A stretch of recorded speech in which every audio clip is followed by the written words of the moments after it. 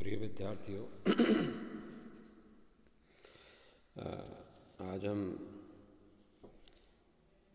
आज का वीडियो जो शेयर करने जा रहे हैं वो बौद्धिक संदर्भ की समीक्षा अर्थात समाजशास्त्र के उद्भव में जो प्रबोधन युग और प्रबोधन युग के बाद का जो बौद्धिक प्रभाव पड़ा उसकी समीक्षा हम यहाँ करने जा रहे हैं कि उनसे क्या तथ्य, क्या सोच निकल के आई, उसके बारे में हम यहाँ जानने की कोशिश करेंगे। तो समाजशास्त्र का उद्भव 18वीं और 19वीं शताब्दी में हुआ था। उसके उदय पर जिन बौद्धिक चिंतनों का प्रभाव पड़ा उसे सार रूप में निम्न दो वर्गों में बांटकर देखा जा सकता है। पहला है प्रबोधन युग का बौद्धिक प्रभाव और दूसरा है प्रबोधन युग के बाद का बौद्धिक प्रभाव। प्रबोधन युग से मतलब आप समझ गए होंगे।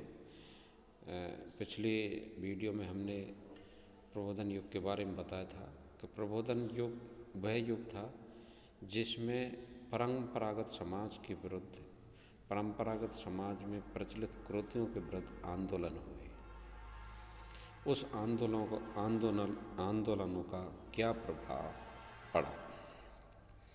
और दूसरा है प्रबोधन युग के बाद का बौद्धिक प्रभाव।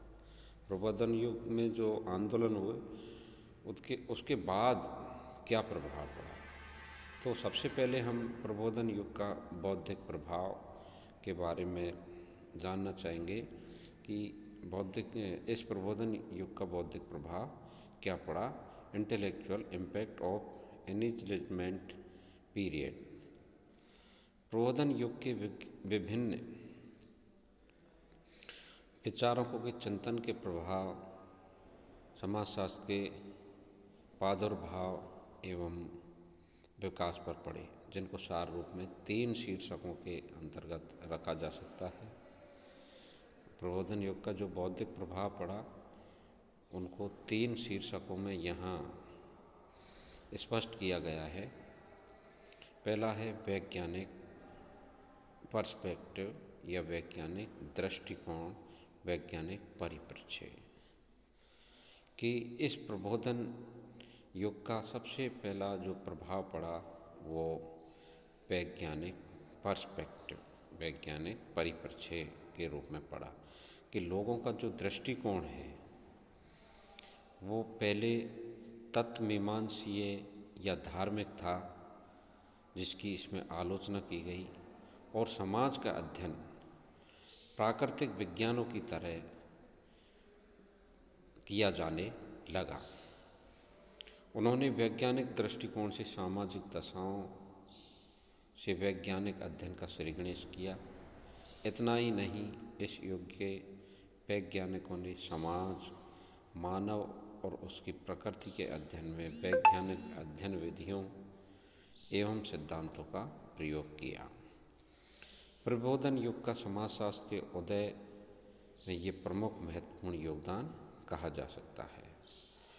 दूसरा जो बौद्धिक प्रभाव पड़ा वो था रैशनैलिटी अर्थात तार्किकता। कि व्यक्ति किसी चीज़ को स्वीकार करने से पहले तर्क वितर्क जरूर करता था। उसको धार्मिक दृष्टिकोण उसका खत्म हो चुका था, अब तर्क के आधार पर किसी बात को वो स्वीकार करने लगा। प्रबोधन युग के सामाजिक वैज्ञानिकों की दूसरी बौद्धिक देन तार्किकता को अध्ययन में महत्वपूर्ण बताया। इन विचारकों ने सुझाव दिया कि मानव एक अनिवार्य तार्किक प्राणी है। मानव अनिवार्य रूप से तार्किक प्राणी, अर्थात तार्किक प्राणी का मतलब है कि मनुष्य सोच विचार कर सकता है। अन्य प्राणी में जो तार्किकता होती है वो बिल्कुल नहीं होती है। वो तार्किकता केवल मनुष्य या मानव में ही होती है। अतः सामाजिक संस्थाओं तथा प्रकृति के अध्ययन के लिए तर्क को मानदंड के रूप में प्रयुक्त करना चाहिए। मानव के इस तार्किकता के गुण के कारण उसे उसके विचारों और कार्यों के क्षेत्र में स्वतंत्रता प्राप्त हो सकती है। तीसरा जो बौद्धिक प्रभाव था, निपुणता अर्थात परफेक्शंस, कि मनुष्य इस प्रबोधन युग से पहले अपने आप को अपूर्ण मानता था, लेकिन इस प्रभाव के कारण वो निपुणता की कल्पना करने लगा। प्रबोधन युग के सामाजिक विचारकों की ये मान्यता थी कि मानव उत्कृष्टता प्राप्त करने में समर्थ है। कहने का मतलब वो अपने आप की को ऊंचे से ऊंचे पायदान तक वो ले जा सकता है। भाई राजतंत्र था, राजतंत्र में किसी को कोई अधिकार नहीं थे, न स्वतंत्रता थी, तो उस समय व्यक्ति को चाहे कितनी भी प्रतिभा हो, वो अपनी प्रतिभा को प्रस्तुत नहीं कर सकता था, न ही वो प्रतिभा के माध्यम से उच्च पदों पर पहुंच पाता था। लेकिन प्रबोधन युग के बाद मनुष्य में उत्कृष्टता प्राप्त करने में समर्थ हुआ। मानव तार्किकता के आधार पर एवं वैज्ञानिक परिप्रेक्ष्य के द्वारा सामाजिक परंपराओं का मूल्यांकन कर सकता है। उसमें सामाजिक परंपराओं को परिवर्तित करने की क्षमता है। इस क्षमता के द्वारा मानव सामाजिक परिवर्तन करके अधिक स्वतंत्रता प्राप्त कर सकता है। वह अपनी सृजनात्मक शक्तियों की अधिक व्यावहारिक एवं उपयोगी बना सकता है। समाजशास्त्र के उद्भव एवं विकास पर प्रबोधन युग के सामाजिक विचारकों और दार्शनिकों ने उपयुक्त बौद्धिक सामर्थ्य प्रदान करके उल्लेखनीय योगदान दिया है। नेक्स्ट है प्रबोधन युग के बाद का बौद्धिक प्रभाव, कि प्रबोधन युग के बाद का क्या बौद्धिक प्रभाव मनुष्य के जीवन पर पड़ा। प्रबोधन युग के बाद के सामाजिक विचारकों एवं चिंतकों ने कुछ और बौद्धिक अवधारणाओं से संबंधित साहित्य प्रदान किए। इस साहित्य का प्रभाव यूरोप में समाजशास्त्र के प्रादुर्भाव पर पड़ा, जिसे निम्न शीर्षकों के अंतर्गत वर्णित किया जा सकता है। प्रबोधन युग के बाद का जो बौद्धिक प्रभाव था वो क्या था, वो 3 शीर्षकों के अंतर्गत स्पष्ट किया गया है। अध्ययन का दर्शन, कि व्यक्ति का अध्ययन का दर्शन व्यक्ति की फिलॉसफी पर क्या प्रभाव पड़ा, व्यक्ति किस तरह किसी वस्तु को देखने लगा, या समाज को किस दृष्टिकोण से वो देखने लगा। 19वीं शताब्दी का काल जीव वैज्ञानिक प्रभुत्व का काल कहा जा सकता है। इस काल के अध्ययन का दर्शन मुख्यतः इस मान्यता पर आधारित रहा कि समाज सरल अवस्था से जटिल अवस्था में परिवर्तन होता है, जो निश्चित चरणों में होता है। समाजशास्त्रियों ने भी इन मौलिक अवधारणाओं को अपनाया और समाजशास्त्र में समाज, संस्कृति और उसके विभिन्न अंगों के उद्विकासी प्रारूप विकसित किए। बाटोमोर के अनुसार सामाजिक विचारकों ने समाज के मात्र सांस्कृतिक, आर्थिक एवं राजनीतिक पक्षों का ही अध्ययन नहीं किया, जैसा कि पूर्व के विचारक करते आए थे, बल्कि समाज को एक संपूर्ण इकाई मानकर अध्ययन करने पर जोर दिया। इस जैविकीय उद्विकासीय नवीन अवधारणा का प्रयोग अनेक समाजशास्त्रियों ने अपने अपने अध्ययनों में किया। उसमें उल्लेखनीय कुछ समाजशास्त्री Comte, Spencer, Durkheim, Marx, Veblen, Tylor, Morgan, Pareto, Spengler आदि गिनाए जा सकते हैं। दूसरा जो बौद्धिक प्रभाव पड़ा वो था उद्विकासीय सिद्धांत। प्रबोधन युग के दार्शनिकों और विचारकों ने उद्विकास के सिद्धांत प्रतिपादित किए।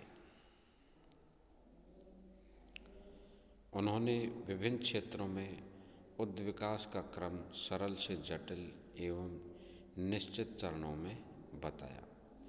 इस विचारधारा का प्रभाव समाजशास्त्र पर पड़ा, जिसके परिणाम स्वरूप समाजशास्त्र में भी समाज, परिवार, विवाह एवं विभिन्न संस्थाओं का अध्ययन उद्विकासीय दृष्टिकोण से किया जाने लगा।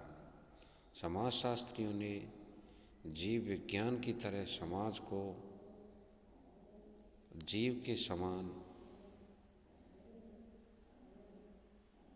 मानकर समाज का विकास सरल से जटिल, न्यून निपुणता से पूर्ण निपुणता, न्यून श्रम विभाजन से अधिकतम श्रम विभाजन के रूप में वर्णित किया। इस प्रकार के दृष्टिकोण के प्रमुख समर्थक स्पेंसर और दुर्खीम उदाहरण स्वरूप देखे जा सकते हैं।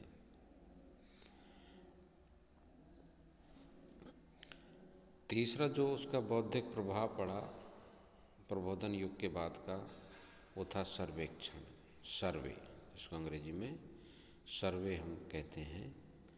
प्रबोधन युग के बाद सामाजिक वैज्ञानिकों में अध्ययन की अनेक विधियों का प्रयोग होता था। इस काल में ये भी विश्वास पैदा हुआ कि प्राकृतिक विज्ञानों की विधियों का प्रयोग सामाजिक विज्ञानों के अध्ययन के क्षेत्र में किया जा सकता है। कहने का मतलब ये है कि नेचुरल साइंस में जिन विधियों के माध्यम से अध्ययन किया जाता है, उन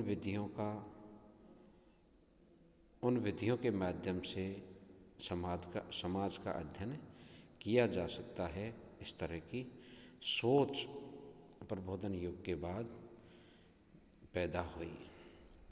इस धारणा के कारण समाजशास्त्र में समाज के अध्ययन के लिए सामाजिक सर्वेक्षण का प्रयोग किया जाने लगा। इस मान्यता के प्रभाव